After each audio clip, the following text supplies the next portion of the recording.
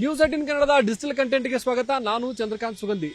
June ತಿಂಗಳು ಕಳೆದರೂ ಕೂಡ ಬೆಳಗಾವಿಯಲ್ಲಿ ಮಳೆ ಆಗಿರಲಿಲ್ಲ. ಇದು ಸಾಕಷ್ಟು ಆತಂಕಕ್ಕೆ ಕಾರಣವಾಗಿತ್ತು. ಆದರೆ ಜುಲೈ ಮೊದಲ ವಾರದಲ್ಲೇ ಮಳೆ ಒಳ್ಳೆಯ ಸೂಚನೆ ನೀಡಿದೆ. ಬೆಳಗಾವಿಯಲ್ಲಿ ಕಳೆದ 4 ದಿನಗಳಿಂದಲೂ ಕೂಡ ಉತ್ತಮ ರೀತಿಯಲ್ಲಿ ಮಳೆ ಆಗ್ತಕ್ಕಂಥದ್ದು. ಇವತ್ತು ಮೊದಲ ಬಾರಿಗೆ ಬೆಳಗಾವಿಯ ಹಿಡಕಲ್ ಜಲಾಶಯಕ್ಕೆ ಸುಮಾರು 1600 ಕ್ಯೂಸೆಕ್ ನೀರು ಒಳಹರಿವು ಆರಂಭ ಆಗಿರ್ತಕ್ಕಂಥದ್ದು. ಇದೊಂದು ಸೂಚನೆ ರೈತರಿಗೆ ಈಗ ಸಂತಸವನ್ನು ತಂದುಕೊಟ್ಟಿದೆ. ಮತ್ತೊಂದು ಕಡೆ ಮಳೆ ಆರಂಭವಾಗುತ್ತಿದ್ದಂತೆ ಬೆಳಗಾವಿಯ ಫಾಲ್ಸ್ಗಳಿಗೆ ನಿಷೇಧವನ್ನ ಕೂಡ ಬೆಳಗಾವಿಯ ಅರಣ್ಯ ಇಲಾಖೆ ಹೇರಿರ್ತಕ್ಕಂಥದ್ದು. ಮತ್ತು ಇವತ್ತು ಜಿಲ್ಲಾ ಉಸ್ತುವಾರಿ ಸಚಿವ ಸತೀಶ್ ಜಾರಕಿಹೊಳಿ ನೇತೃತ್ವದಲ್ಲಿ ಪ್ರಕೃತಿ ವಿಕೋಪ ನಿರ್ವಹಣಾ ಸಭೆಯನ್ನು ಕೂಡ ನಡೆಸಲಾಗಿದೆ. ಸಭೆಯ ಡೀಟೇಲ್ಸ್ ಅನ್ನು ಹೇಳ್ತೇನೆ. ಅದಕ್ಕಿಂತ ಮೊದಲು ನ್ಯೂಸ್18 ಕನ್ನಡದ ಯೂಟ್ಯೂಬ್ ಚಾನಲ್ ಸಬ್ಸ್ಕ್ರೈಬ್ ಮಾಡಿ, ಹಾಗೇನೆ ಬೆಲ್ ಐಕನ್ ಒತ್ತೋದನ್ನ ಮರೆಯಬೇಡಿ. ನ್ಯೂಸ್18 ಕನ್ನಡದ ಫೇಸ್ಬುಕ್ ಮತ್ತು ಇನ್ಸ್ಟಾಗ್ರಾಮ್ ಪೇಜ್ ಅನ್ನ ಫಾಲೋ ಮಾಡಿ.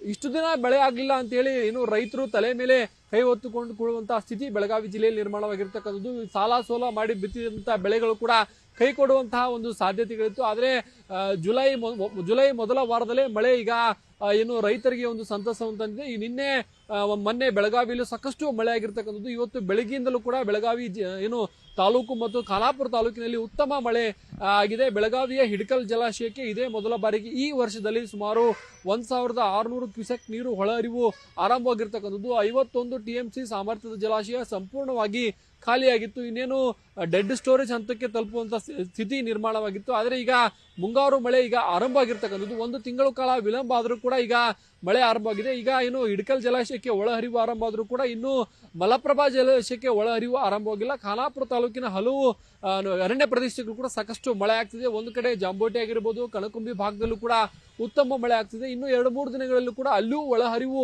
ಆರಂಭವಾಗುವಂತಹ ಒಂದು ಸೂಚನೆ ಸಿಕ್ಕಿದೆ. ಪ್ರಮುಖವಾಗಿ ಬೆಳಗಾವಿಯಲ್ಲಿ ಮಳೆ ಆದ ಸಂದರ್ಭದಲ್ಲಿ ಖಾನಾಪುರ ತಾಲೂಕಿನ ಹಲವು ಅರಣ್ಯ ಪ್ರದೇಶ ವ್ಯಾಪ್ತಿಯಲ್ಲಿರ್ತಕ್ಕಂಥ ಜಲಪಾತಗಳಿಗೆ ಜನ ಭೇಟಿಯನ್ನು ಕೊಡ್ತಾರೆ.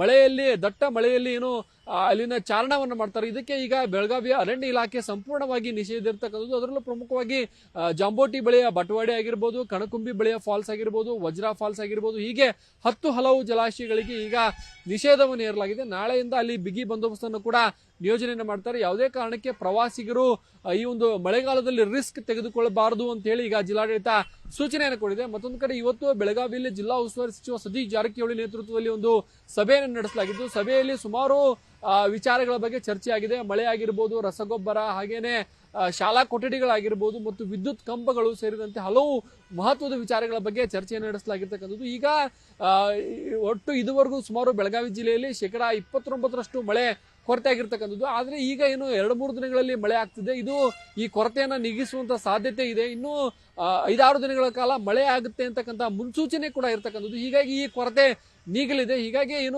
ಜಿಲ್ಲಾಡಳಿತ ಮುಂದಿನ ತಯಾರಿಯನ್ನ ಮಾಡಬೇಕು ಅಂತಕ್ಕಂಥ ಸೂಚನೆಯನ್ನ ನೀಡಲಾಗಿರ್ತಕ್ಕಂಥದ್ದು. ಜೊತೆಗೆ ಅಂತಂದ್ರೆ ಎಲ್ಲೆಲ್ಲಿ ಹಾನಿಯಾಗಿದೆ ಆ ಪ್ರದೇಶಗಳಲ್ಲಿ ಸರ್ವೆ ಕಾರ್ಯಕ್ಕೆ ಇನ್ನೂ ಸರ್ಕಾರ ಕೂಡ ಗ್ರೀನ್ ಸಿಗ್ನಲ್ ಕೊಟ್ಟಿಲ್ಲ. ಈಗ ಒಂದ್ ವೇಳೆ ಮಳೆ ಆದ್ರೆ ಅದನ್ನ ಸರ್ವೆ ಮಾಡಕ್ಕೂ ಕೂಡ ಸಾಧ್ಯವಾಗದಂತ ಸ್ಥಿತಿ ಕೂಡ ನಿರ್ಮಾಣ ಆಗುವಂತ ಆತಂಕ ಇರ್ತಕ್ಕಂಥ. ಯಾಕಂದ್ರೆ ರೈತರು ಸಾಲ ಸೋಲ ಮಾಡಿ ಬಿತ್ತನೆಯನ್ನು ಮಾಡಿದ್ರು. ಆದ್ರೆ ಬೆಳಗಾವಿ ಜಿಲ್ಲೆಯ ರಾಮದುರ್ಗ, ಸವದತ್ತಿ, ಬೈಲಹೊಂಗಲ, ಯರಗಟ್ಟಿ, ಗೋಕಾಕ, ಮೂಡಲಗಿ ಭಾಗದಲ್ಲಿ ಇನ್ನೂ ಕೂಡ ಸರಿಯಾಗಿ ಮಳೆ ಆಗಿಲ್ಲ. ಆ ಬೆಳೆಗಳೇನು ಹಾನಿ ಆಗುತ್ತೆ ಅದಕ್ಕೆ ಪರಿಹಾರ ಕೊಡಬೇಕು ಅಂತಕ್ಕಂಥ ಬೇಡಿಕೆಯನ್ನು ಕೂಡ ರೈತ ಮುಖಂಡರು ಸರ್ಕಾರದ ಮುಂದಿಟ್ಟಿರ್ತಕ್ಕಂಥದ್ದು. ಅಲ್ಲ, ಮುಂಜಾಗ್ರತೆ ಕ್ರಮವಾಗಿ ಈಗಾಗಲೇ ಅಧಿಕಾರಿಗಳು DC ಅವರ ನೇತೃತ್ವದಲ್ಲಿ ಒಂದು ಪ್ರಿಪರೇಷನ್ ಮಾಡಿದ್ದಾರೆ, ಸಭೆ ಆಗಿದೆ.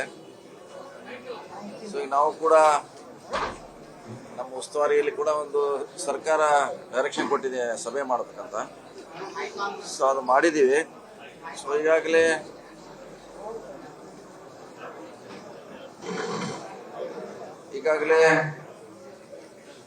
ನಮ್ಮ ಸಮ್ಮುಖದಲ್ಲಿ ಬಹಳಷ್ಟು ವಿಚಾರಗಳು ಚರ್ಚೆ ಮಾಡಿದೀವಿ. ಅಂತ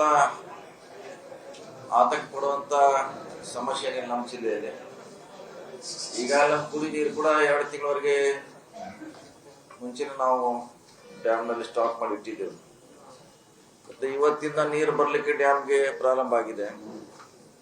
ಸೊ ನಾಳೆ ಇನ್ನೂ ಹೆಚ್ಚಾಗಬಹುದು, ನಾಳೆ ಇನ್ನೂ ಹೆಚ್ಚಾಗಬಹುದು. ಬಹುಶಃ ನಮ್ಗೇನು ಆತಂಕ ಇತ್ತು ಮಳೆ ಆಗ್ತಿಲ್ಲ, ನೀರು ಬರ್ತಾರ ಡ್ಯಾಮ್ಗೆ ಅಂತ, ಅದು ಇವತ್ತಿಂದ ನಮ್ಮೆಲ್ಲ ಆ ಭಯದಿಂದ ಮುಕ್ತ ಮಾಡಿದೆ.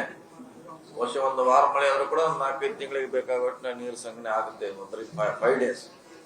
ಸೊ ಹೆಚ್ಚಾದ್ರೆ ಅದು ಆಟೋಮೆಟಿಕ್ ಆಗಿ ನಮ್ಗೆ ಅನುಕೂಲ ಆಗಿದೆ. ಈಗಂತಿ ಸದ್ಯಕ್ಕಂತಿ ನಾವು ಆತಂಕ ಪಡ್ತಾ ಇದ್ವಿ ಮಳೆ ಆಗಿದ್ರೆ ಹೆಂಗೆ ಅಂತ, ಅದು ದೂರ ಆಗಿದೆ.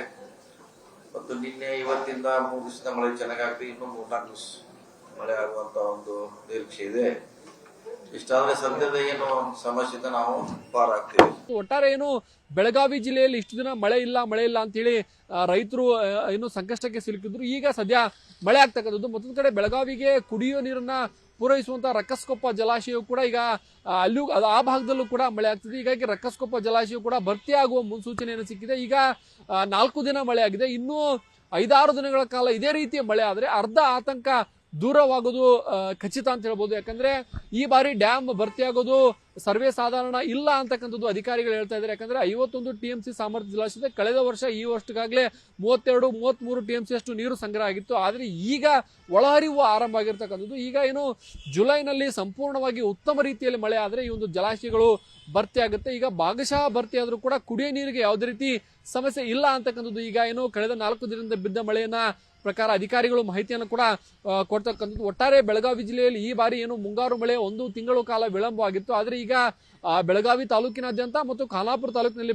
ಬೀಳ್ತಾ ಇದೆ. ಅದೇ ರೀತಿ ಏನು ಮಹಾರಾಷ್ಟ್ರದ ಪಶ್ಚಿಮ ಘಟ್ಟ ಪ್ರದೇಶರು ಕೂಡ ವ್ಯಾಪಕವಾಗಿ ಮಳೆ ಆಗ್ತಿದ್ರಿಂದ ಕೃಷ್ಣಾ ನದಿಗೂ ಕೂಡ ಒಳಹರಿವು ಆರಂಭವಾಗುವಂತ ಸೂಚನೆ ಸಿಕ್ಕಿದೆ. ಈಗಾಗಲೇ ರಾಧಾನಗರಿ ಡ್ಯಾಮ್ನಲ್ಲೂ ಕೂಡ ಸಾಕಷ್ಟು ಒಳಹರಿವು ಬಂದು ರಾಧಾನಗರಿ ಡ್ಯಾಮ್ ಭರ್ತಿಯಾಗಿದೆ ಅಂತಕ್ಕಂಥ ಮಾಹಿತಿಗಳು ಕೂಡ ಸಿಗ್ತಕ್ಕಂಥದ್ದು. 100 ಕೆಪಾಸಿಟಿ 100 TMC ಸಾಮರ್ಥ್ಯದ ಕೊಯ್ನಾ ಜಲಾಶಯ ಭರ್ತಿಯಾದ ಬಳಿಕ ಕೃಷ್ಣಾ ನದಿಗೆ ನೀರು ಹರಿದು ಬರಲಿಲ್ಲ. ಒಟ್ಟಾರೆ ಏನು ಬೆಳಗಾವಿ ಜಿಲ್ಲೆಯಲ್ಲಿ ಈಗ ಮುಂಗಾರು ಮಳೆ ರೈತರಲ್ಲಿ ಸಂತಸವನ್ನು ತಂದಿದೆ. ಇನ್ನು ಇಷ್ಟು ದಿನಗಳ ಕಾಲ ಮಳೆ ಇಲ್ಲ ಅಂತೇಳಿ ಏನು ಮುಗಿಲ್ನತ್ತ ನೋಡುವಂತ ಸ್ಥಿತಿ ನಿರ್ಮಾಣವಾಗಿತ್ತು. ಆದರೆ ಈಗ ಸದ್ಯ ಕುಡಿಯೋ ನೀರು ಮತ್ತು ಜಾನುವಾರುಗಳಿಗೆ ಮೇವಿಗೆ ಯಾವುದೇ ರೀತಿಯ ತೊಂದರೆ ಇಲ್ಲ ಅಂತಕ್ಕಂಥ ಸೂಚನೆಯನ್ನ ಜಿಲ್ಲಾಡಳಿತ ನೀಡಿರ್ತಕ್ಕಂಥದ್ದು. ಜಿಲ್ಲಾಡಳಿತ ಕೂಡ ಎಲ್ಲ ರೀತಿಯ ಮುನ್ನೆಚ್ಚರಿಕೆಯನ್ನ ಸದ್ಯ ವಹಿಸಿದೆ. ಮತ್ತು ಖಾನಾಪುರ ತಾಲೂಕಿನಲ್ಲಿ ಮಳೆ ಬಂದ ಕಾರಣಕ್ಕಾಗಿ ಸುಮಾರು 150ಕ್ಕೂ ಹೆಚ್ಚು ವಿದ್ಯುತ್ ಕಂಬಗಳಿಗೆ ಹಾನಿಯಾಗಿದೆ ಅಂತಕ್ಕಂಥ ಮಾಹಿತಿಯನ್ನ ಕೂಡ ಈಗ ಅಧಿಕಾರಿಗಳು ನೀಡಿದ್ದಾರೆ. ಒಟ್ಟಾರೆ ಬೆಳಗಾವಿಯಲ್ಲಿ ಈಗ ಮುಂಗಾರು ಮಳೆ ಹರ್ಷವನ್ನ ತಂದಿದೆ. ನಿರ್ಭೀತ, ನಿಷ್ಪಕ್ಷಪಾತ, ವಿಶ್ವಾಸಾರ್ಹ ಸುದ್ದಿಗಳಿಗೆ ಮತ್ತೊಂದು ಹೆಸರಾಗಿರುವಂತ ನ್ಯೂಸ್ 18 ಕನ್ನಡ ಈಗ ಆಪ್ನಲ್ಲೂ ಲಭ್ಯವಿದೆ. ದಯವಿಟ್ಟು ಇಲ್ಲಿರುವ QR ಕೋಡ್ ಅನ್ನ ಸ್ಕ್ಯಾನ್ ಮಾಡಿಕೊಂಡು ಆಪ್ ಅನ್ನ ಡೌನ್ಲೋಡ್ ಮಾಡೋದಕ್ಕೆ ಮರಿಬೇಡಿ. ನಿಮ್ಮ ಬೆಂಬಲ ಹೀಗೆ ಸದಾ ನಮ್ಮೊಂದಿಗಿರಲಿ. ಧನ್ಯವಾದ.